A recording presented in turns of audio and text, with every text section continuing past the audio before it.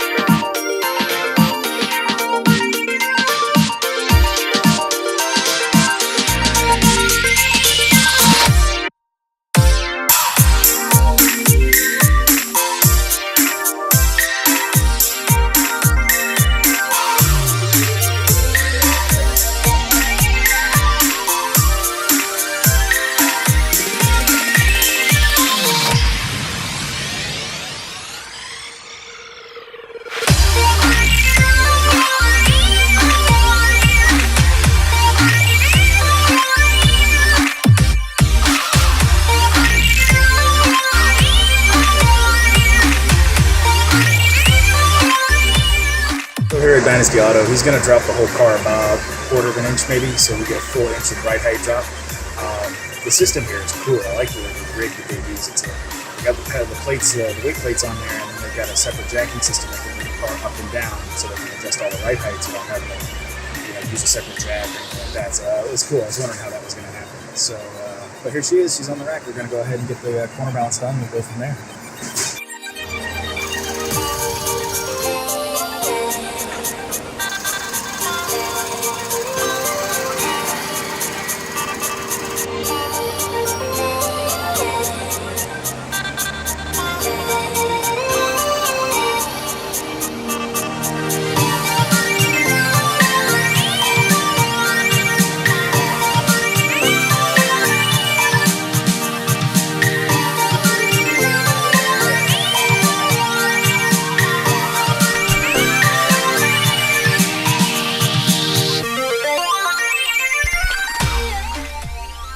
Now we're checking, hopefully for the final time, all the ride height adjustments.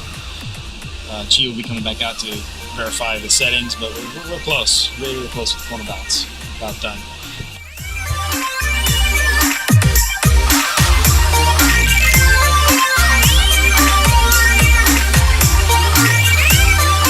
All right, so not done yet. We're in the middle of the process for now. Right now, he wanted me to go take the car out, drive it around the block, let the suspension settle a little bit. Corner balance is done, so we've got that done. Yeah, we're just gonna take it around the block, and then he's gonna hop it on the machine again, and we're gonna get the alignment done and see how that does. Okay, so these are the wheel sensors that they use for the alignment. They attach to the tires, and this machine uses laser lights that bounce off those sensors and tell it where the wheels sit in the alignment. That's a brake pedal depressor that helps keep the front end steady while he goes through this series of steering inputs that tells the machine where the sensors are on the wheels, and then the machine can then extrapolate what the alignment is. You'll watch it here as those wheels turn straight. It'll pop in and you'll see the alignment and how misaligned it really was. That's our rear upper control arm that we put in that adjusts our rear camber. It's a monitor on the back end of the car so you can watch while he works. That's the rear toe adjuster bolt. It's a cam bolt, so as he turns that, it actually changes the angle of the toe for us. Here we had to go and readjust the front camber plates.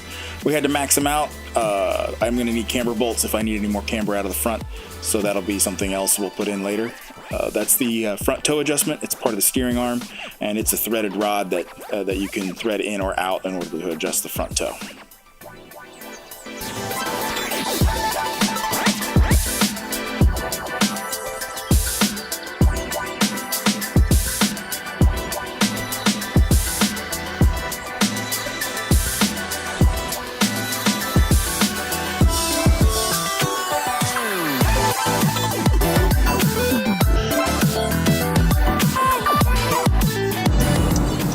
All right, well, that was a job and a half. That took a little bit of time, but I knew it was going to. I knew it was it takes a lot. It's a little tedious. The lift they had there, I showed shots of it earlier. It was that was cool. You were able to roll the car up, then I had other jacks to be able to lift the car off the lift. So it's a lift within a lift, liftception, as it were. But initial thoughts. I haven't even driven a half a mile with the car, and it already feels remarkably different. We did lower it about another 1/4 inch. With the corner balancing, that may go up or down, a percentage there.